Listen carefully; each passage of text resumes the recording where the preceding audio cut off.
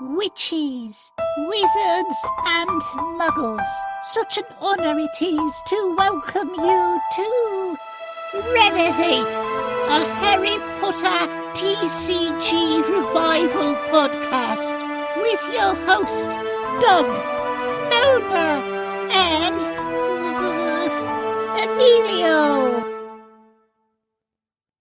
Thanks, Dobby, and welcome everybody back to another episode of Rennervate, a Harry Potter TCG Revival podcast. I'm your host, Doug Coleman, and I'm here today with the other co-hosts, Mona Morrissey and Emilio Soto, and we have a very special guest today. It's an interview episode.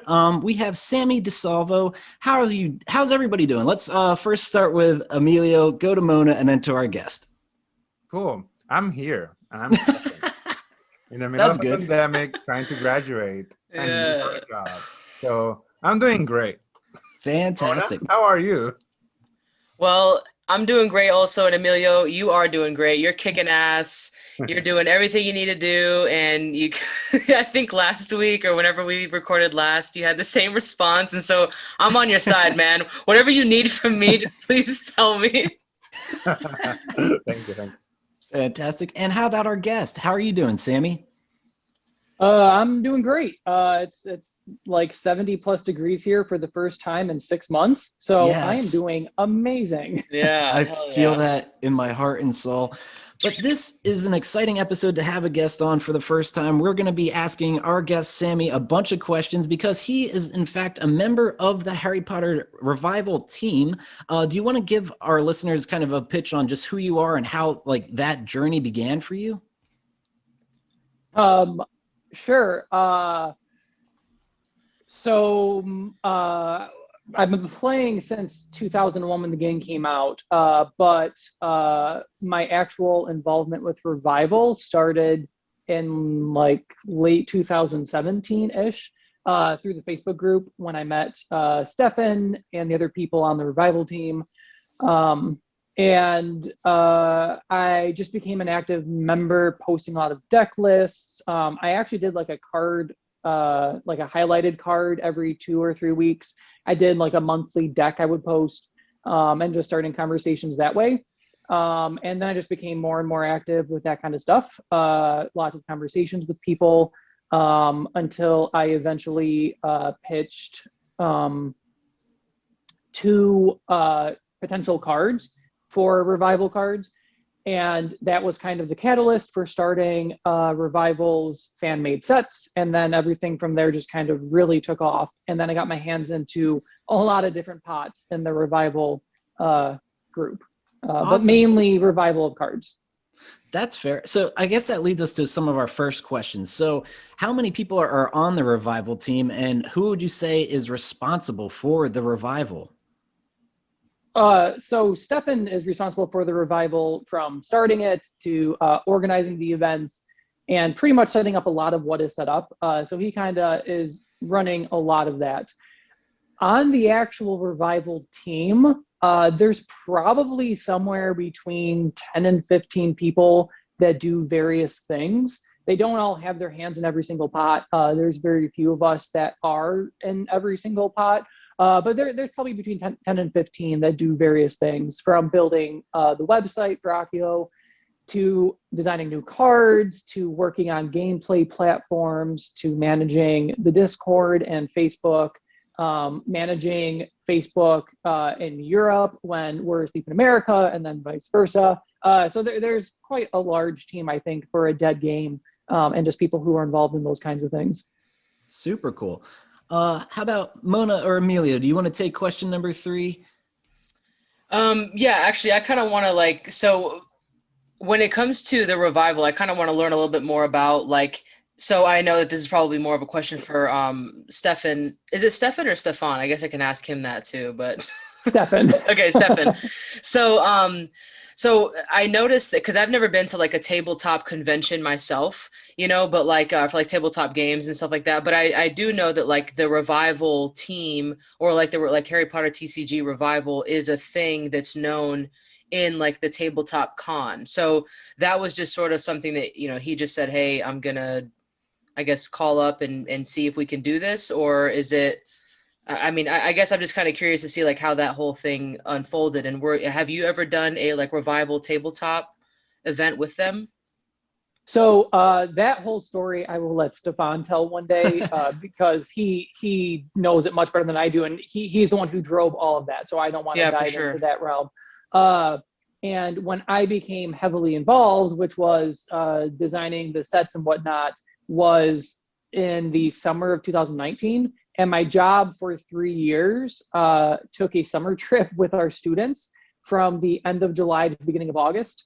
And so I was never able to go to Gen Con because of my job. I have since gotten a new job, and then COVID happened. So I still cannot go to a tabletop event, which is unfortunate. But we do the online events and stuff like that. And we do plan to go back to Gen Con, not this year, just because of COVID still and whatnot, regardless of what Gen Con ends up doing. But in the future, hopefully 2022, we'll be back.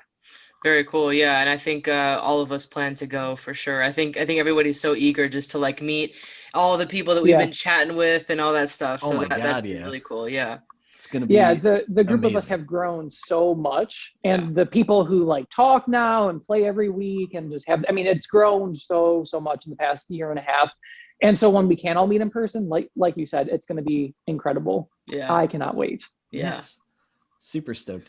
Well, that leads us to our next question. Can you elaborate on the Wizards of the Coast fan policy? Because I saw somebody on a YouTube comment somewhere saying how they were just like, oh, what the Revival team is doing is illegal. And I know that to not be the case, but for any of our listener who doesn't understand, can you maybe explain that? Yeah, for sure. Yeah. So you can read the official policy on Wizards website, which I highly encourage anybody to do. But essentially what they say on their website is that you are allowed to use, I think it's like the likeness of any of their IPs or any of their game mechanics if it is entirely free and you're not making any money off of it, which we are making no money off of this project. And there's, I think, 5 different stipulations as to the guidelines to follow, that being the first one. And the other ones are along the lines of don't use copyrighted artwork if it's not yours, that kind of stuff. There's one about if any of your material ends up hurting somebody in some kind of way, you can no longer use our material. So there's just kind of general stuff like that. But as long as it remains entirely free and it's not hurting people, you're allowed to use their card designs and stuff like that.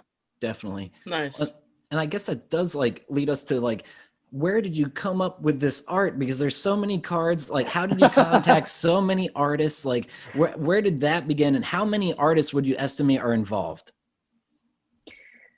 That's a really great question in terms of how many. So the process of contacting artists takes anywhere from like 6 to 9 months. Yeah. It's a lot of reaching out to artists through various platforms. I think that I've used 4 or 5 different platforms to contact artists through, searching for a lot of artwork, searching for very creative phrases to represent certain things, and then reaching out to them, explaining what we are, what we're doing, asking permission and how they want to be credited, and telling them that we can't pay you. We're sorry about that, but we are going to credit you, so hopefully people can look for your artwork.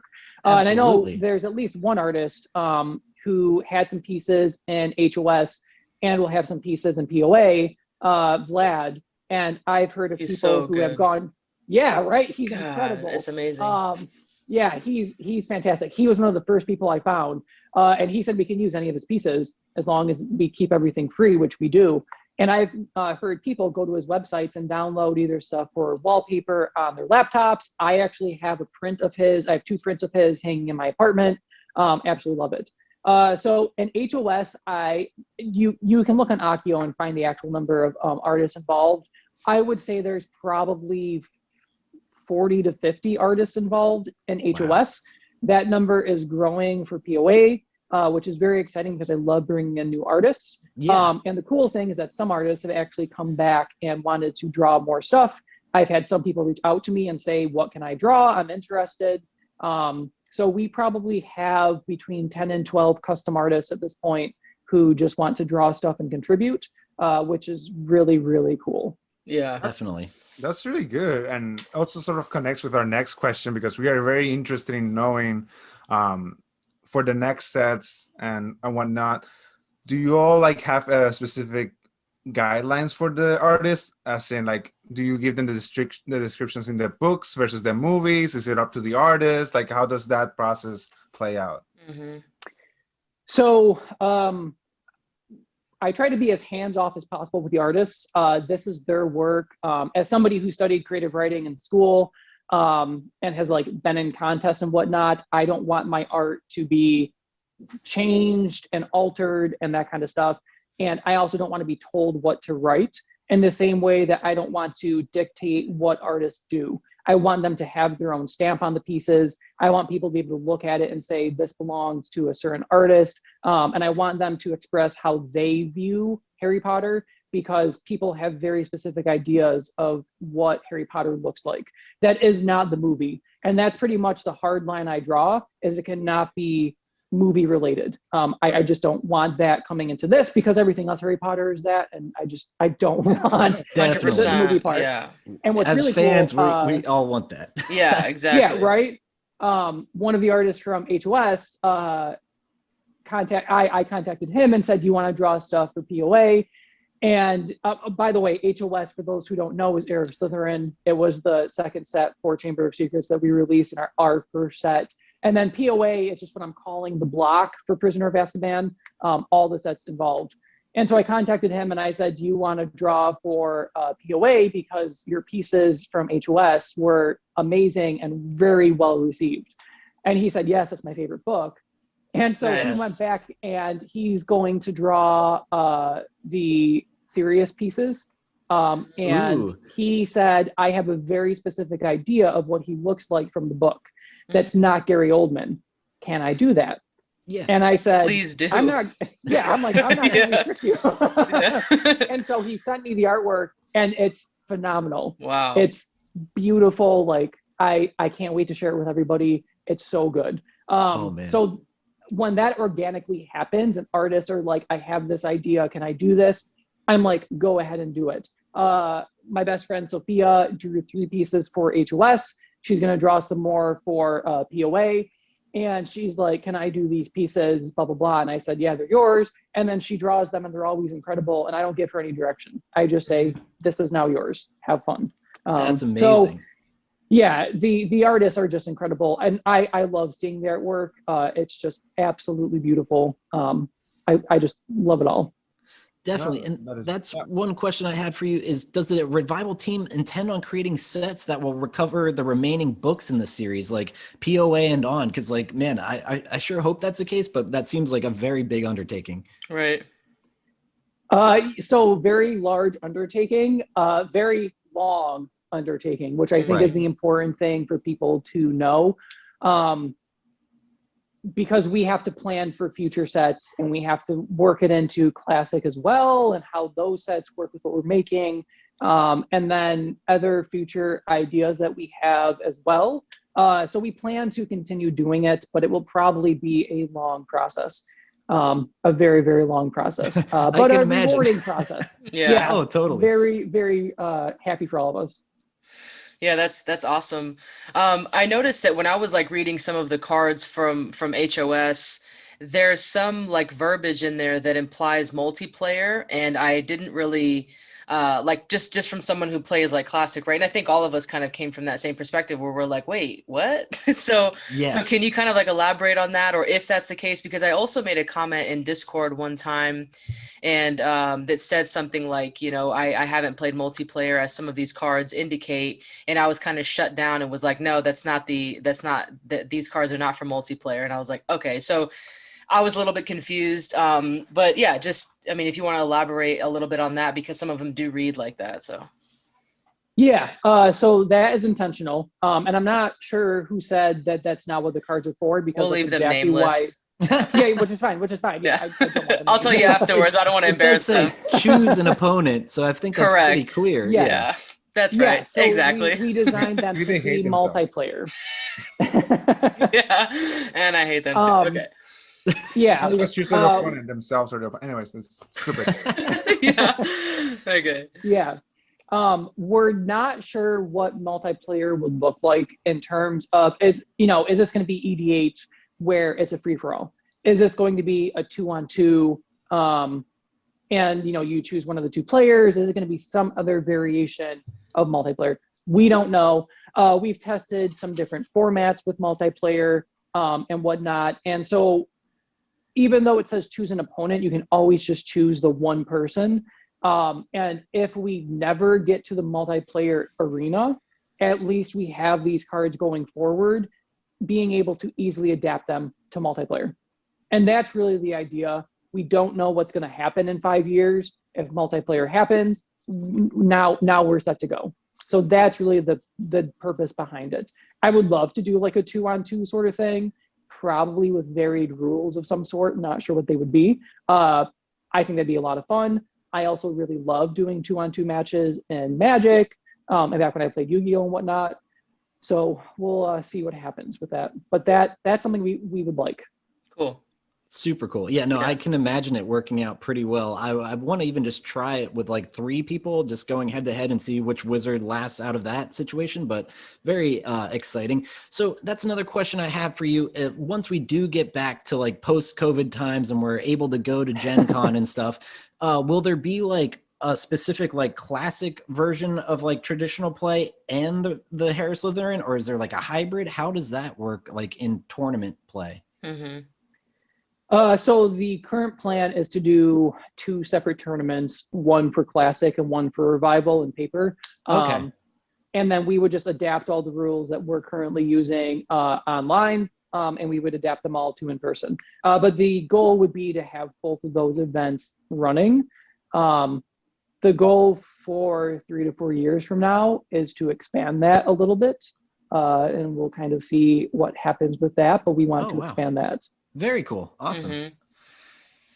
So I personally just play like more classic, and I noticed that there were a couple people that I played with that would ask me, okay, are you doing Revival, are you doing Classic, this and that? And I think, what they ended up referring to were like the banned cards or the restricted cards, because that's a Revival thing, it's like the Caught by Snape and the Dobby's Disappearance, etc. So could you just maybe elaborate on what is banned, what is restricted, and like the thought process behind that, just so that, like all of us and then all our listeners as well can just kind of learn like what, I mean, besides the fact that these cards are just brutal and you're just like, oh, Caught by Snape. Okay, great. Because it's like, I mean, because yes, that is shitty, right? Because you have like a Caught by Snape or you have someone who has 4 Dobby's Disappearance, but because of the brutality of the story in some of the adventures or, whatever the case is, that also kind of flows, I suppose, with some stories or some adventures that we create when we think of the decks that we make. So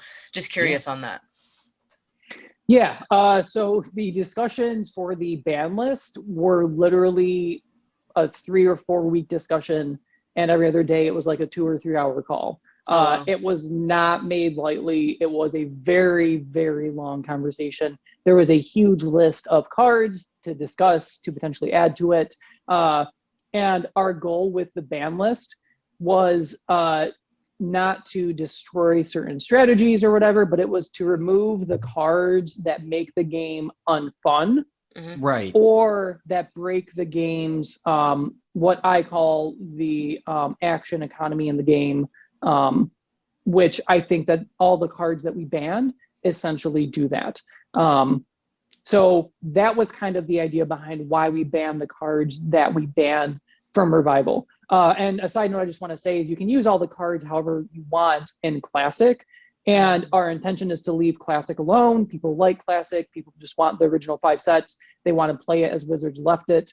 I think Wizards is probably going to work toward a ban list in the next year, regardless of them not doing it, but then they shut everything down, so that's a different story. So people can do whatever they want in Classic.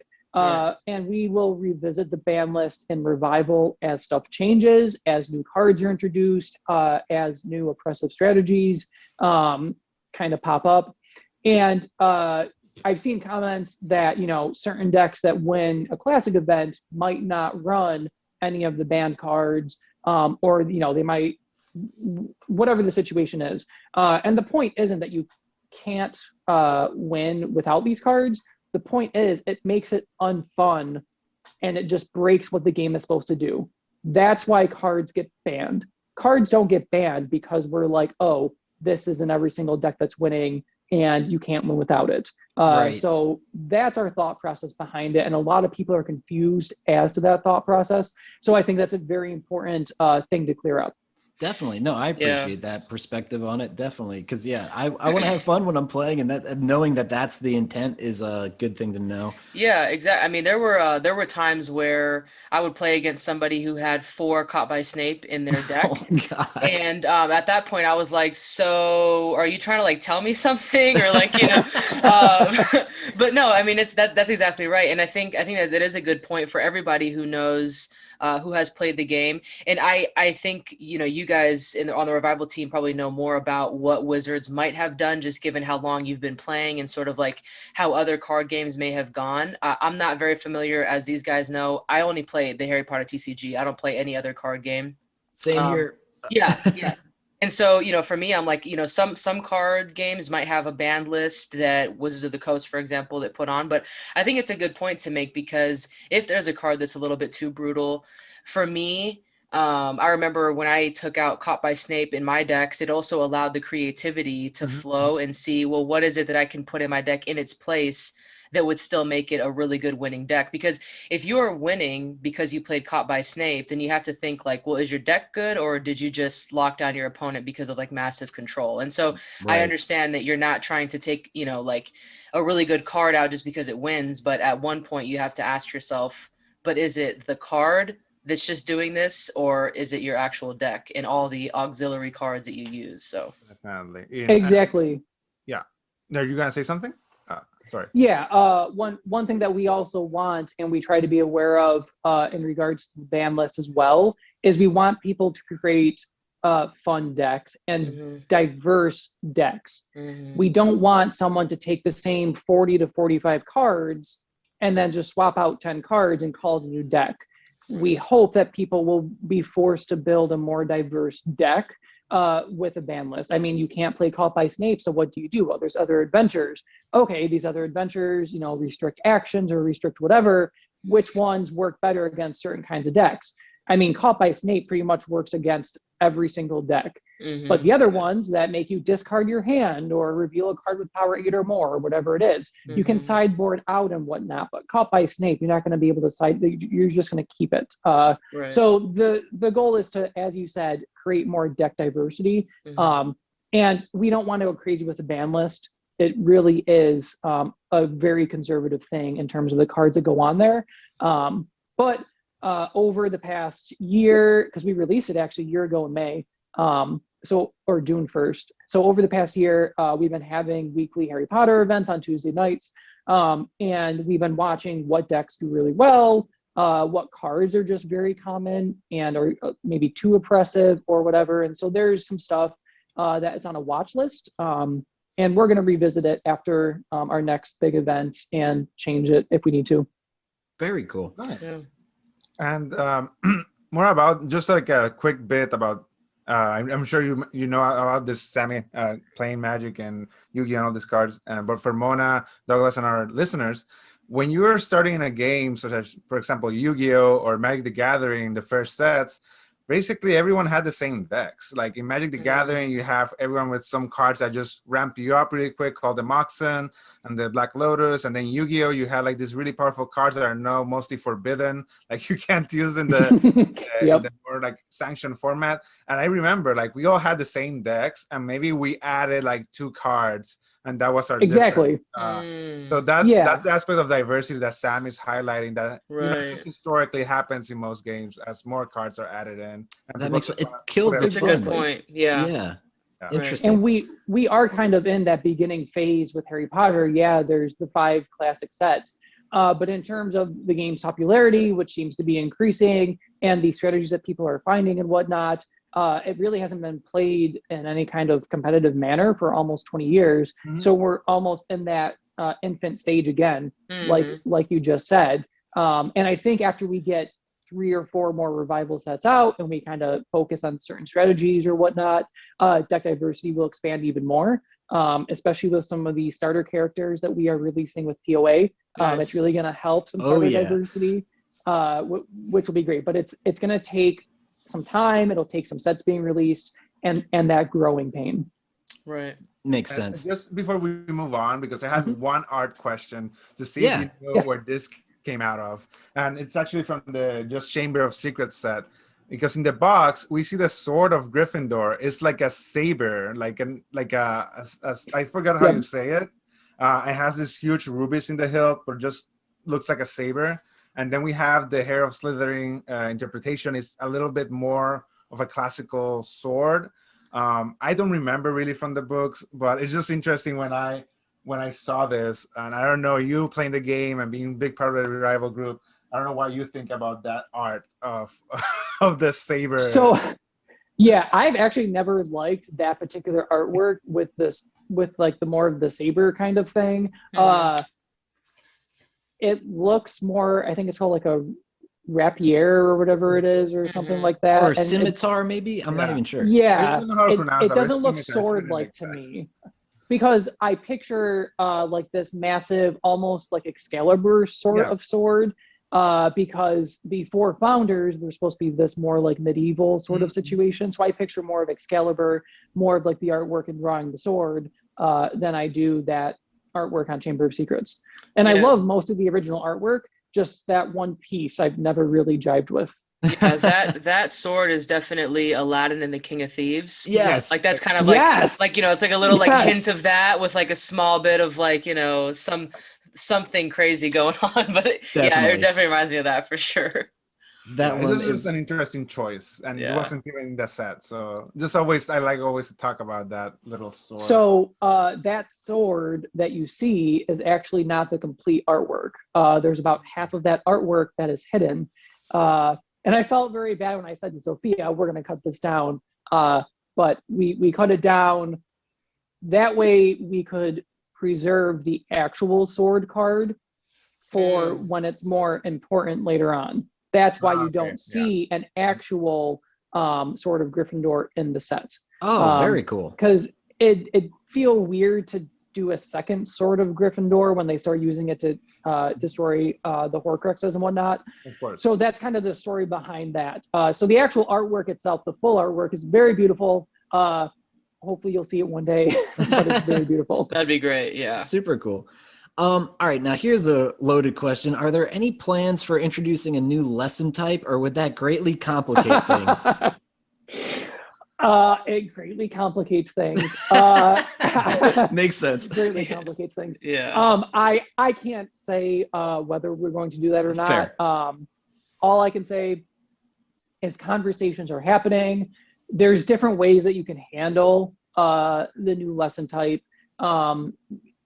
And we're discussing all of those possibilities. We're discussing what it means for future sets and kind of the ideas that we've discussed for those sets, any of the strategies, any of the themes, the cards, all that kind of stuff.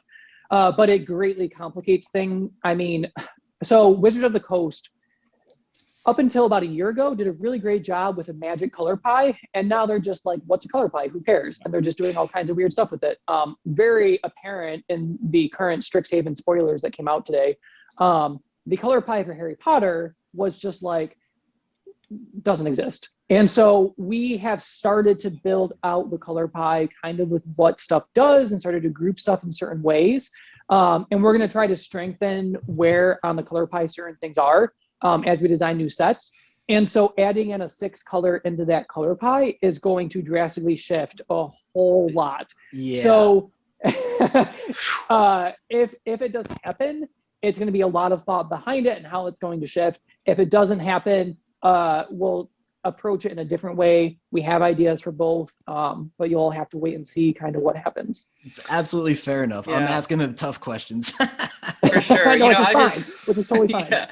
I just was thinking, like, if he said yes, I'm like, okay, so am I gonna shift every single one of my decks to add this new? And exactly. which is a huge complication. Yeah, like for this, sure. I mean, because when they added in Quidditch, and I actually think Quidditch is a good lesson type. It just it's got its own pitfalls. But when they added that in, it was hard to just kind of slot it into the existing colors, which already had very strong relations. So a new lesson type would be difficult for that reason as well. But Totally. we're discussing it, so. Yes. Yeah, that is pretty crazy. So I guess next question would be, what's your favorite set from all of the original, I guess, like the first 5? What would be your favorite set?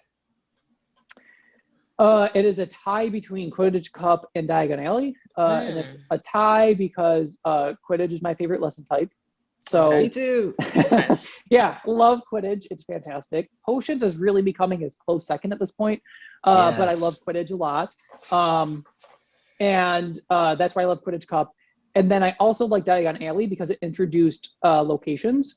And I think locations are very interesting. And I also think that the artwork for Diagon Alley is just fantastic. Out of all the sets, that's probably my favorite artwork as a set. And I just love the look of it. Totally. What is it that you like about Quidditch so much? Like just the cards and their brutality, or what is it? The art? No, so it all goes back to nostalgia. It goes back to two points. The first one is I had built a Quidditch deck when cards were coming out, when I was 8, 9, whatever I was. And I played 3-month long match. And I just always wanted to make it work. So part of it is just this childhood wanting that to happen. And the second it wasn't thing the is, Golden Snitch, so right? Yeah. that card. And then the second thing is Sophia, who grew up down the street from me and draws art for this. Her and I, we had robes and we had wands. She actually made the wands, which was awesome. And we would play Harry Potter all day long, every day. And we would also play Quidditch in the backyard. Play Quidditch as in we would have brooms that we would fly around on. We got garbage cans, and then we would just chuck soccer balls at each other. And it was it was a lot of fun. And so I just have always loved Quidditch for that too. And I'm also an athlete. I mean, I run about 5 to 6 miles every other day. I played soccer for 14 years. So just kind of the sport, the sport idea is also really appealing to me too. Oh, that's really cool. Yeah, it's always cool. Yeah, it's cool to have those memories, like when you're a kid playing the Harry Potter game or anything like that. So I could definitely see why why Quidditch is your fave. That's really cool.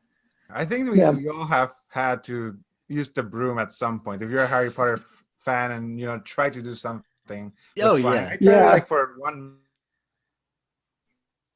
minute, gave up, and then went to the pool. Yep. I definitely tried to play Quidditch, but I just had a small backyard. I tried I going did Super small Saiyan backyard for too. Dragon Ball Z, so yeah, we've all been there. Oh gosh, DBZ. Nice. Yes. Water, My water, parents- throwing water, yeah. My parents had actually bought me a Nimbus 2000 or 2001 when I was a child, and it was like 2.5 feet long. Yeah. It was super short, and it was like this horrible plasticky stuff, but it was fantastic. That's so cool. All right. Well, this question, I feel like you already answered if I was going to ask myself, but what's your personal favorite card from Heir of Slytherin? We're already talking about the Sword of Gryffindor. That's my favorite because it distributes the damage across multiple creatures, an ability I wanted from day one of playing this really game. cool. Yeah. Yeah.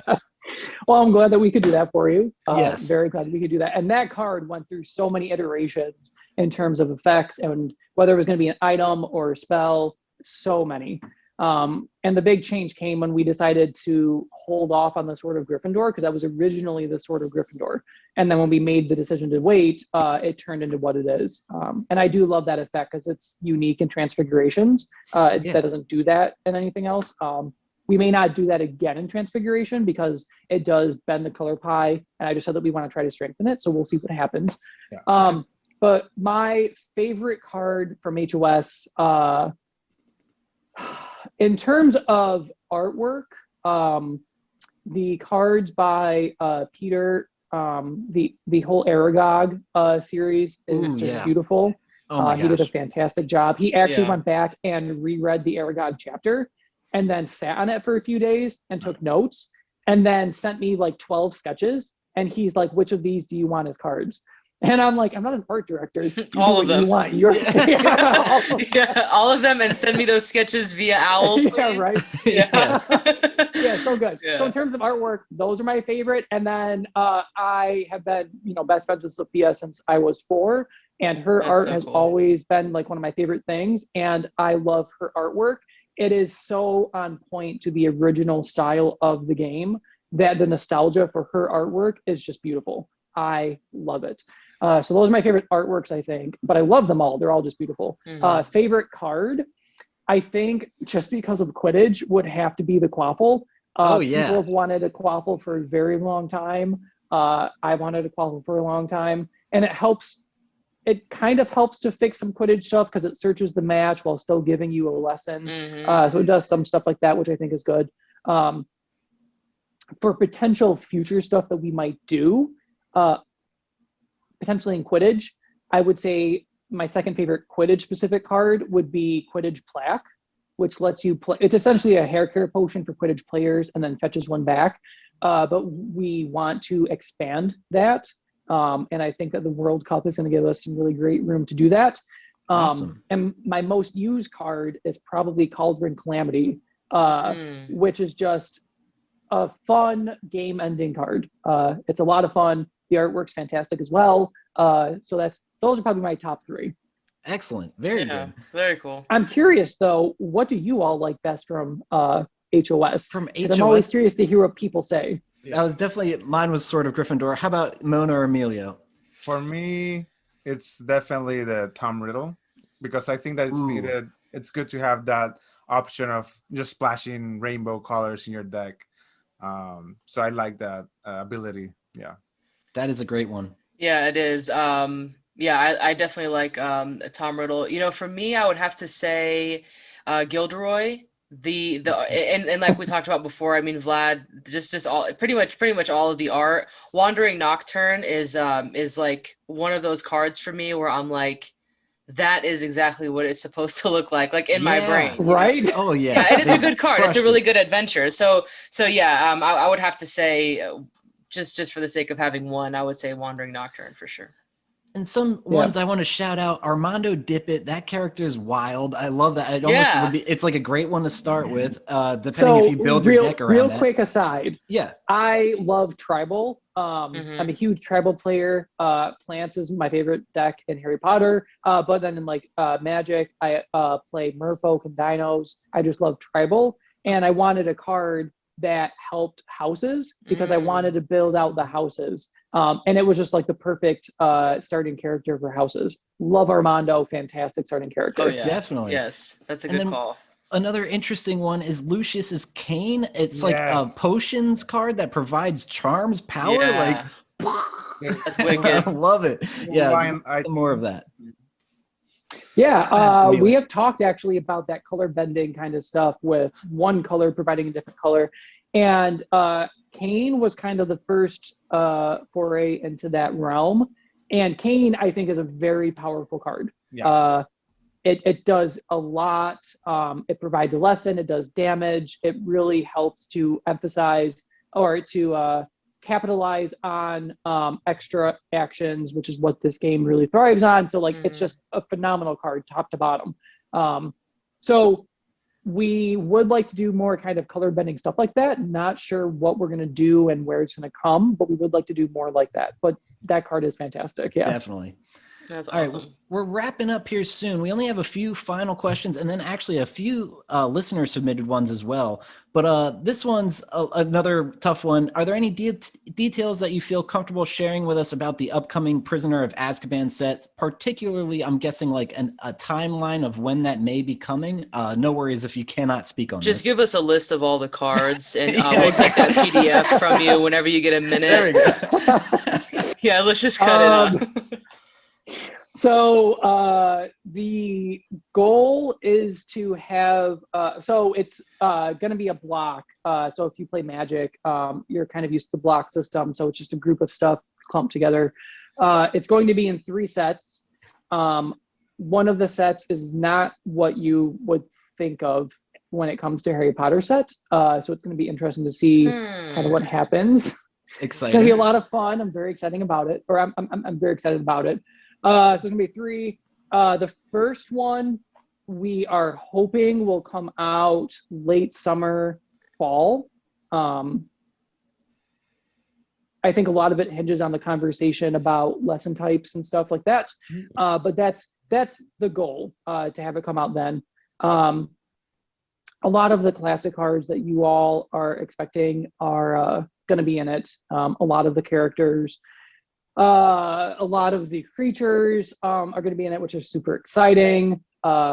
Crookshanks will not most likely be in POA 1 in the way that you think that Crookshanks is. So that'll be fun. I love all these Love the cryptic clues. details. Yes. Yeah, it's like, it'll all make sense months from now. Yeah. It will.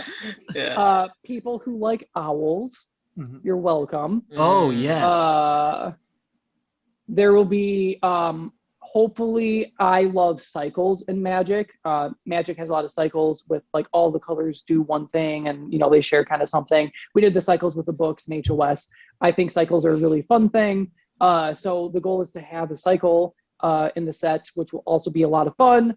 And if it's the card that I'm hoping it will be, it'll be quite an interesting cycle too. Very curious to see how that's going to happen. You're going to get 2 serious cards, which will be fun. Nice. Oh, very, wait, very fun. Seriously? Get it? There it No? is. Really? Yep, I loved it. Really? I like I it. had to. Yes. It was the listener It was submitted right there. comment. I Look, was just confused what he meant by serious cards, like for 2 seconds. Divination will be making an appearance, but it will not be a lesson type. So Okay. clearing that up Ah. right off the bat because Yeah. everybody wants it. And I'm That's like, a there's not good call. enough. Good call. Yeah, good Yeah. call. Yeah, there's not enough. But divination will be in it, and it'll be a lot of fun, which means everybody's favorite professor is going to be in it. Yes. Yeah, she's going to be a lot of fun. You will probably end up getting starter Hagrid, Ooh, which will be a lot of fun. that is a wild one. What? I am excited. Mic drop. That sounds perfect because it can't- makes sense. I don't want to dive too far into it, but he's a professor at this point. So Yes.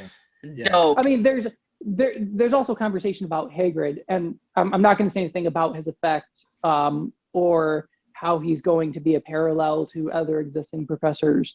But he was always a wizard. Yeah. He was never not a wizard. right. He just he could do magic. He had a wand. He just wasn't like legally allowed to do magic Right. in public. But he was never not a wizard. Right. So the choice to make him not a wizard was an interesting one. I think by Wizards of the Coast. Right. And he has since been exonerated of his crimes. Yes. So it's never made clear, but is he now allowed to do magic, and is he now a wizard again in Harry Potter canon after book 2? right. Very confusing. But yeah, he'll be a starter character, which will be a lot of fun. I'm That very is- excited about that. Yeah. So flavorful That and is- perfect. You were saying that he heals creatures? I'm not going to tell you what he's going to do. I'm not going to tell you what he's going to do. But he's going to do some fair fun enough. stuff. You didn't mention He's this, gonna right? do None of you. Emilio. All right, no, this is actually Oh, a that's crazy funny. question. This is the last one of our questions I think we have for you. But in future in-person events like Gen Con, would you guys consider doing something like promo editions of revival cards? And the reason you could get away with that is because you're giving them away for free. Just an idea. Is that something you would even entertain?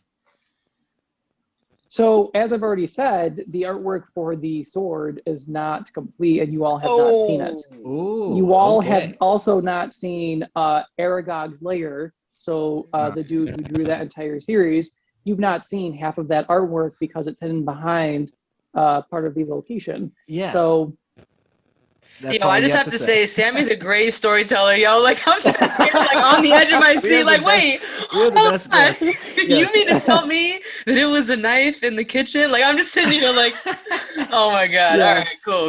there's a lot of artwork that we do. Okay, so we don't alter any artwork. I don't want, artists make something. I am proud of what they make.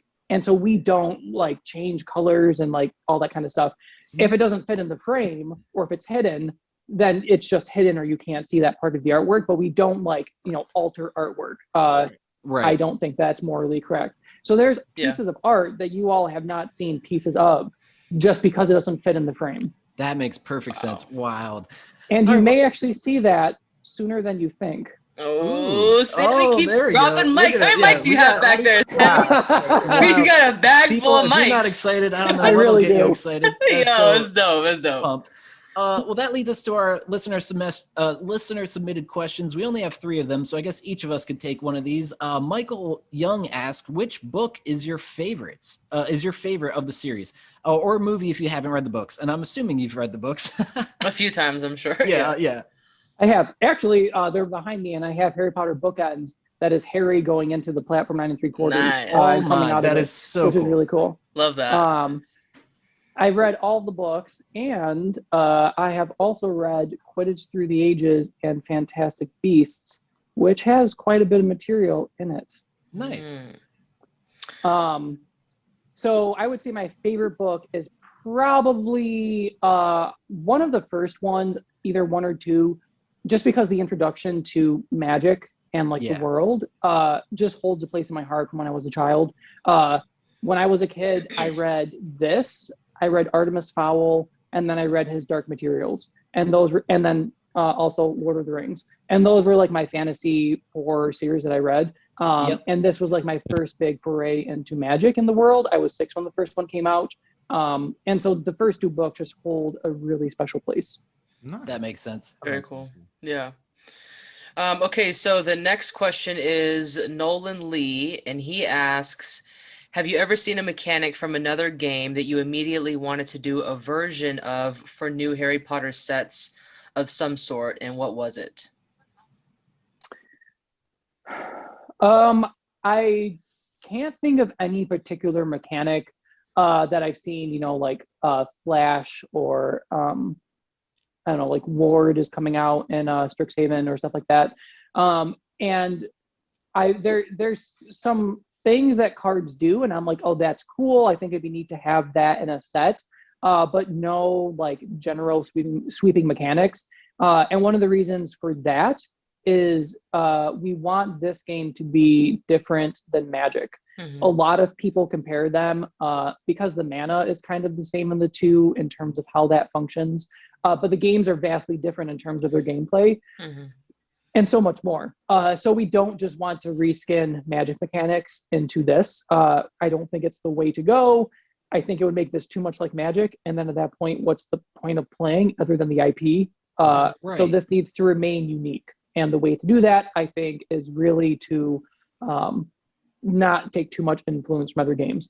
I will say, I wouldn't call this a mechanic, more of like a design thing that people do. There's the top down and bottom up design ideas that people have and that Magic uses when they design a set. So we kind of take that philosophy depending on what we're doing when we design a set. And I also really love the idea of cycles. I mean, I brought it up earlier. We have the book cycle from HOS, 2 of which actually see more play than I thought, which is fantastic. And we're going to have a cycle coming up in POA 1. Most likely. And so I did want that to be brought in. But lots of card games do cycles, so I don't think that's like a specific card game thing. That's pretty common. Okay, awesome. Cool. And then we have another question by a mystery person, where I'm sure you can guess. And the question is, who is your favorite character and why is it Colin Creevy? So that's Stefan's question because he loves Colin, which I mean, Colin's a fine character, but like I've never enjoyed starting Colin. My favorite starter though is actually Armando. Either Armando or Angelina, just because of the Quidditch aspect. Let's go. I love it. Hell yeah. Yeah, and Armando will most likely get much better in a couple of sets. We're going to expand. We're also going to, we're playing with the idea of releasing mini sets that tell kind of side stories. We don't have the ones in the pipeline. I'm not going to talk about now. but I have mentioned 2 of them so far. So if you were paying attention. Yeah. Yeah, you will be quizzed. But one example is like the flashback in Heir of Slytherin, or in Chamber of Secrets, I'm sorry. Like, you know, a 1942 kind of flashback scene. Just kind of the stuff that happens there. I mean, Armando kind of comes through with that, and so does Tom Riddle. But there's other stuff in that flashback, like a young wizard, Hagrid, and stuff like that, that could be part of a mini set. That's, you know, 10 to 20 cards and tells a close story that gets kind of fills in gaps from what was missed either by Wizards or by us.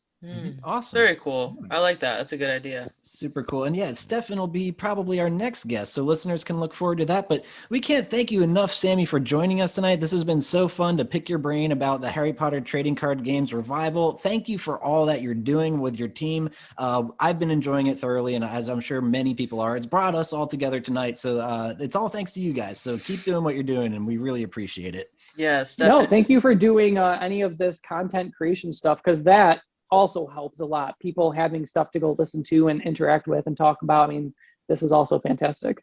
Awesome. Yeah, we definitely appreciate your time. All of the mics that you've dropped that we will pick up. It's definitely that you've promised. Yeah. There we go. Yeah, it's definitely been fun, and hopefully we can do this again in the future as other sets come out, and we can talk about all of those. That'd be great. Yeah, and hopefully I'd be happy to do that in the future and actually play in person. Yes, exactly. All together. I I'm can't super wait. excited for that. Yeah. Well, that's going to do it for this episode of Rennervate. Let's all say mischief managed. Mischief managed. Mischief managed. No. No. Fair enough.